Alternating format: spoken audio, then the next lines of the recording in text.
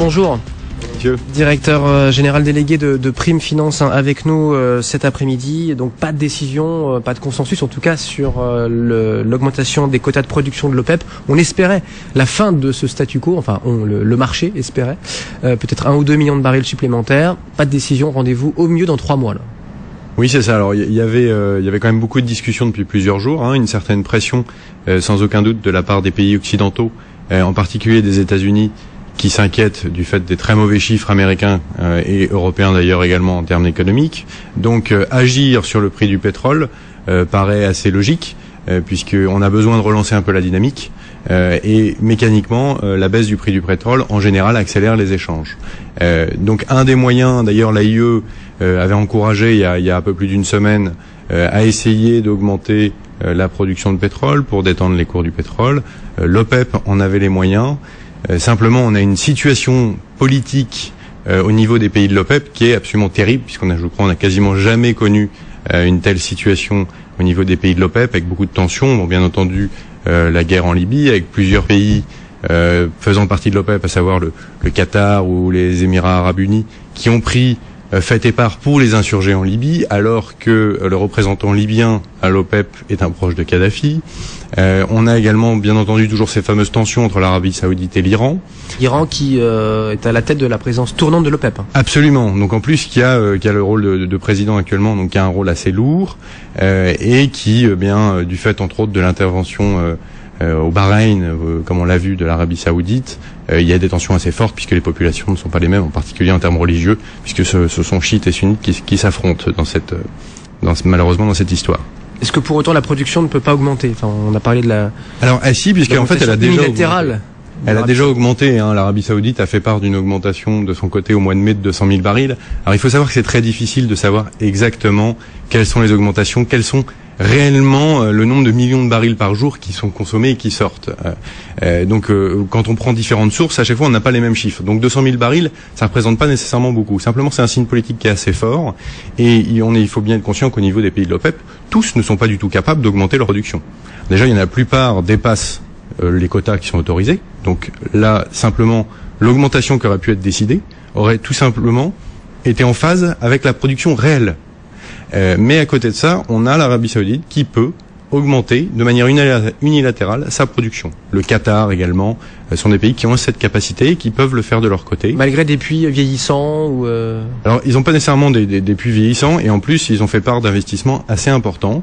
Il y a quelque chose qu'on n'a pas cité, mais la semaine dernière, un représentant de l'Arabie Saoudite a quand même dit clairement qu'il n'avait aucunement envie que d'autres pays développent des alternatives au pétrole. Donc ils n'ont pas intérêt à ce que le prix du pétrole monte trop, puisqu'à partir du moment où on est au-dessus de $100 de manière assez longue, on a d'autres solutions qu'on va pouvoir développer. L'éolien, le solaire deviennent très intéressants à ces prix-là. En tout cas, beaucoup plus intéressants. Oui. Et donc, si on encourage et qu'on investit dans ces énergies alternatives, ce qui n'est pas nécessairement une mauvaise idée, bien entendu, à terme, on aura peut-être moins besoin du pétrole, et l'Arabie Saoudite a une rente absolument phénoménale aujourd'hui, puisque les réserves de pétrole pour l'avenir sont essentiellement dans cette région.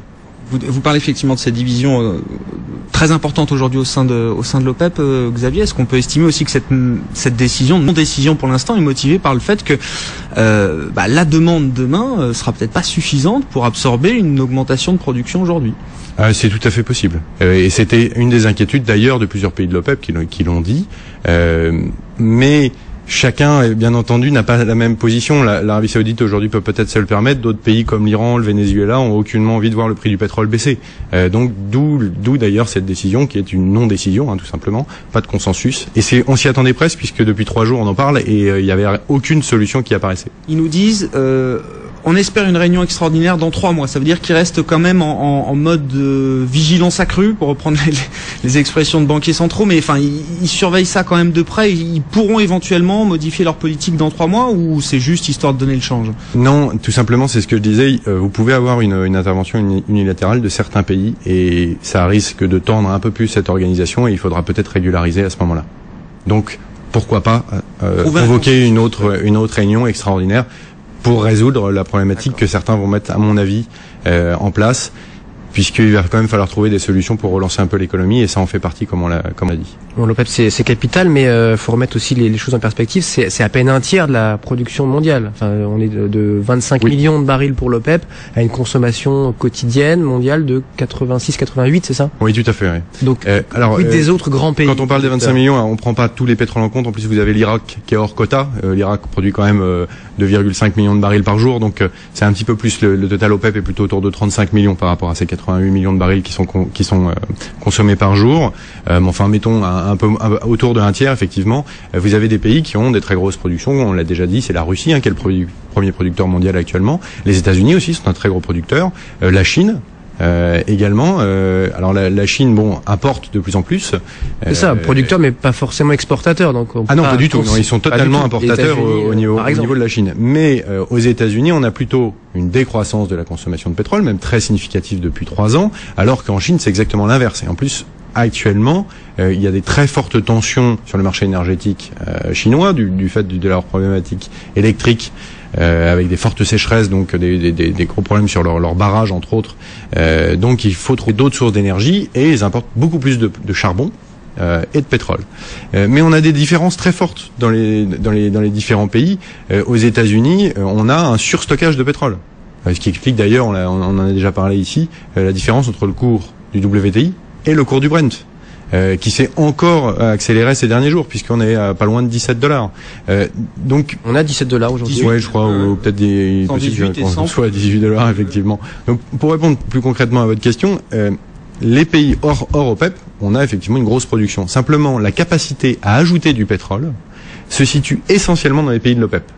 Et encore plus, comme on l'a dit, Arabie Saoudite, Qatar ou Émirats Arabes Unis. La croissance reste là, quoi. Pour pouvoir remonter le niveau de production, facilement, il n'y a que ces pays qui en ont la capacité. Alors après, on a d'autres solutions, on l'a déjà dit, avec des schistes bitumineux ou autres, mais ça va nécessiter des investissements qui sont lourds, et on peut pas ouvrir le robinet du jour au lendemain. En Arabie Saoudite, on a vraiment la capacité à tourner le robinet pour augmenter. C'est ce qu'ils expliquent. Sur place, après, c'est parfois difficile de le voir. Xavier, il nous reste 1 minute. Vous venez nous voir une fois par mois en studio ici à Paris.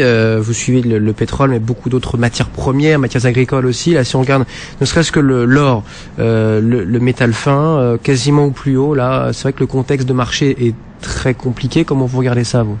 Très compliqué, donc souvent très favorable à l'or dans ces circonstances.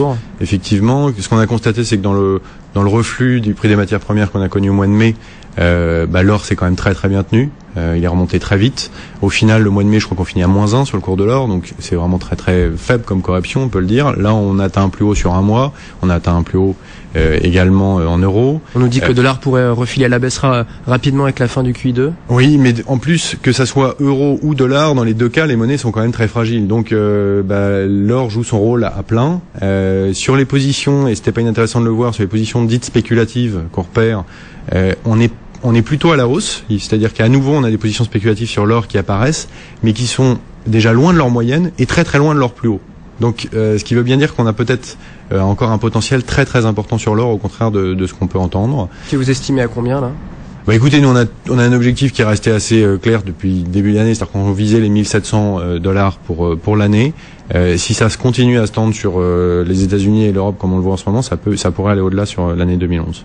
Donc au moins 10% de hausse là. Oui, aujourd'hui on pense qu'il y a encore, et surtout qu'il y a peu de risques de baisse, ce qui en fait un actif vraiment rassurant, on va dire, aujourd'hui. Merci Xavier Leblanc de Prime Finance. Vous êtes le directeur général délégué. À très bientôt sur BFM Business, 15h56.